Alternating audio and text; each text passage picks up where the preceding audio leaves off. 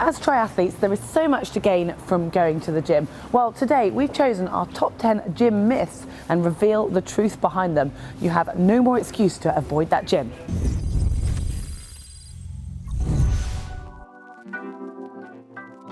This is a common misconception. It's actually much harder to put muscle on than you might think. And if you're going to look like a bodybuilder, you'd need to be lifting huge weights very regularly, as well as following a very strict diet. Well, we have 3 sports to train for in triathlon, which obviously takes up a lot of our time. So when it comes to perhaps wanting to drop a session from our program, it tends to be a gym session, which isn't always the best choice because using the gym correctly can actually have a huge impact on both our performance and injury prevention.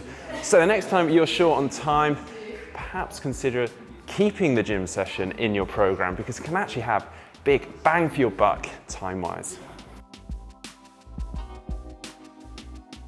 This is a common myth and one you see regularly both in the gym and in people's bedrooms. It's the crunch.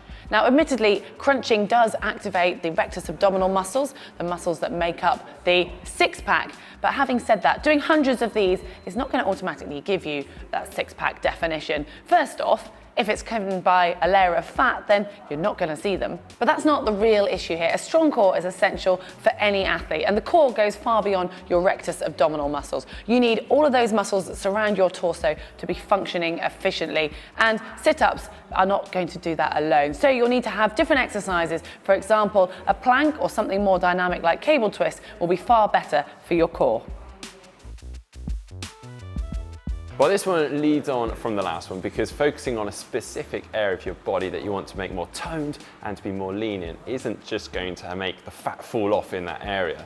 You can't really control in what order the fat leaves your body from and in what specific area. What you can do though is have a healthy diet and a good training plan, which will then take care of your overall fat loss on your body and also make you stronger. Being strong. What does it actually mean? Well, it certainly doesn't mean looking big, and it doesn't even necessarily mean lifting big.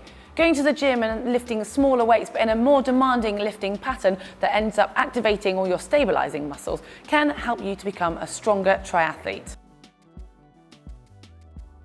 Yep, you do see it. Guys heading around the gym with their protein shake to have either between reps or straight after. And of course there is that 20-minute window where you're meant to replenish carbs, get protein in to help rebuild muscle, and that is advised, but it doesn't necessarily mean you have to carry a protein shake around the gym. Whilst we're talking of refueling, it is a common misconception that going to the gym will make you hungry.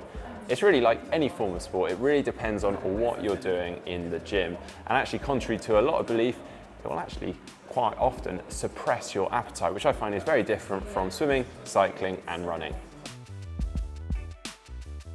I still remember as a young athlete being scared to actually go into the free weights area, and once I was even told by a gym manager that the free weights were for men and that the women's weights were upstairs. Now by that he actually meant the machines.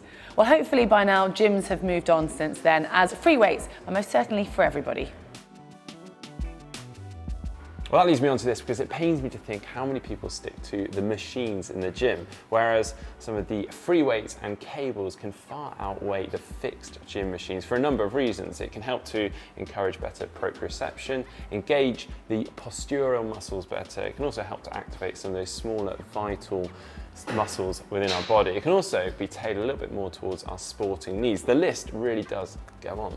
Admittedly, you can usually lift bigger on a fixed machine, but that's not really the point. But obviously, fixed machines do have their place and their use, perhaps if you're injured or you want to isolate a single muscle group.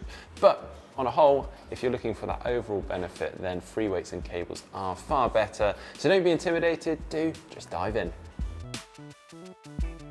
I feel like this myth is starting to change, or at least I hope so, because being strong for triathlon is important. And by that, I don't mean squatting 3 times your body weight, but being a strong athlete that's resilient to the stresses of the 3 sports.